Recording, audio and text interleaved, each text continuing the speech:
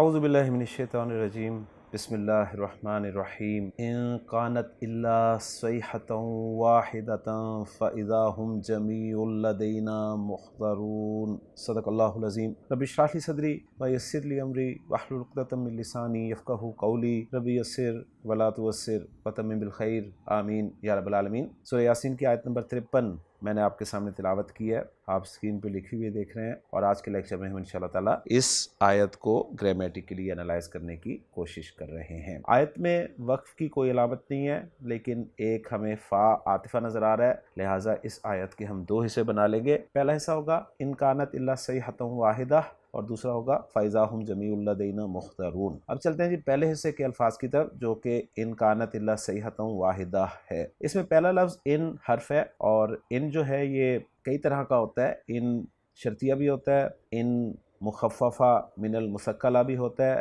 ان نافیہ بھی ہوتا ہے، اور ان زائدہ بھی ہوتا ہے۔ ان نافیہ کی پہچان بہت آسان ہے، میں وہی آپ کے سامنے رکھ رہا ہوں کہ ان کے بعد اگر آپ کو آگے الا نظر آ جائے تو کنفرم ہوتا ہے کہ یہ ان جو ہے یہ نافیہ ہے۔ تو یہاں پر ان جو ہے یہ نافیہ ہے، اور اس کے بعد کانت فعل ہے، فعل ماضی، فعل ناقص ہے، ماضی معروف ہے، واحد مؤنث غائب کا صیغہ ہے، کانا یکونو بہت دفعہ یہ فعل ہم دیکھ چکے ہیں۔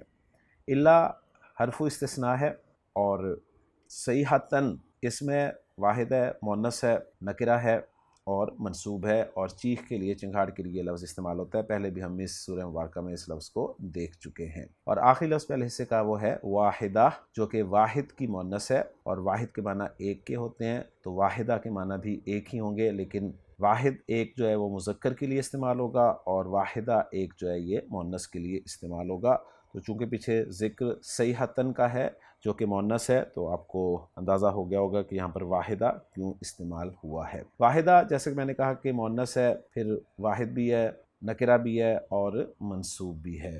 یوں پہلے حصے کے الفاظ پہ بات مکمل ہوگی، اور پہلے حصے کے الفاظ کو جوڑ کر ہم جملہ بناتے ہیں۔ تو ان نافیہ کانت فعل ناقص ہے، اور جب بھی فعل ناقص آتا ہے اس کی ایک خبر ہوتی ہے اور ایک اسم ہوتا ہے۔ خبر اس کی منصوب ہوتی ہے، اسم اس کا مرفوع ہوتا ہے۔ تو کانت میں جو ضمیر ہے ہیہ کی، وہ اس کا اسم ہے، الا حصر کے لیے، اور صیحۃً واحدۃً جو ہے یہ موصوف صفت مرکب توصیفی ہو کر یہ خبر ہو جائے گا کانت فعل ناقص کی۔ یوں کانت فعل ناقص اپنے اسم اور خبر سے مل کر جملہ فعلیہ بن جائے گا، اور یوں پہلا حصہ ہمارا بڑی آسانی سے انالائز ہو جائے گا۔ باقی انشاءاللہ تعالیٰ تفصیل سے ہم ورکنگ دیکھیں گے، علماء نے کس طرح سے اس کو ذکر کیا ہے۔ چلتے ہیں دوسرے حصے کی طرف، اور دوسرا حصہ ہے فَإِذَا هُمْ جَمِيعٌ لَدَيْنَا مُحْضَرُونَ۔ الفاظ سے بات کرتے ہیں۔ فا حرف ہے، حرف عطف ہے۔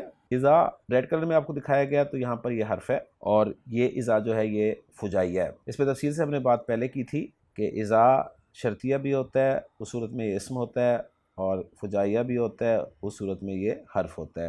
اور اذا فجائیہ کی پہچان بہت آسان ہے کہ اس کے بعد جملہ اسمیہ ہوتا ہے، یکا یک اچانک کے معنی میں یہ استعمال ہوتا ہے۔ اگلا لفظ ہم ہے، ضمیر مرفوع منفصل ہے، جمع مذکر غائب کی۔ جمیعٌ واحد اسم ہے، مذکر ہے، مرفوع ہے اور نکرہ ہے۔ جمیع تمام، سب کے سب اس کے معنی کیے جاتے ہیں۔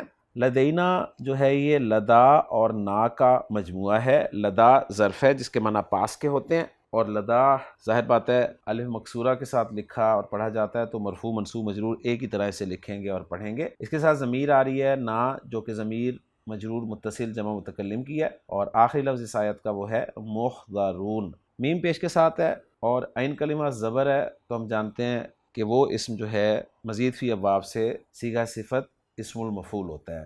اگر ضاد کے نیچے زیر ہوتی تو ہم اسے صیغہ صفت اسم الفاعل بناتے، لیکن یہ صیغہ صفت اسم المفعول ہے۔ جمع ہے، مذکر ہے، مرفوع ہے اور نکرہ ہے۔ ہا، ضاد اور را حروف مادہ، باب افعال احضر یحضر احضارا، حاضر کرنا، تو اس سے محضر حاضر کیا ہوا۔ تو الحمدللہ جی الفاظ پہ بات مکمل ہو گئی ہے دوسرے حصے کے بھی، اور اب ہم دوسرے حصے کے الفاظ کو جوڑ کر جملہ بناتے ہیں۔ فا جیسے کہ میں نے کہا عاطفہ ہے، اذا فجائیہ ہے، ہم مبتدا ہے، جمیعٌ جو ہے یہ اس مبتدا کے لیے خبر ہو جائے گی۔ لدینا ظرف اپنے مضاف الیہ سے مل کر یہ متعلق ہو جائے گا محضرون کے، اور جو محضرون ہے یہ دوسری خبر بنا دیں گے ہم کی، یا ایک رائے یہ بھی ہے کہ اس کو ہم جمیعٌ کے لیے صفت بھی بنا سکتے ہیں۔ تو الحمدللہ جی ہماری ورکنگ مکمل ہوگی۔ اب علماء کی ورکنگ سے اپنی ورکنگ کو میچ بھی کر لیتے ہیں۔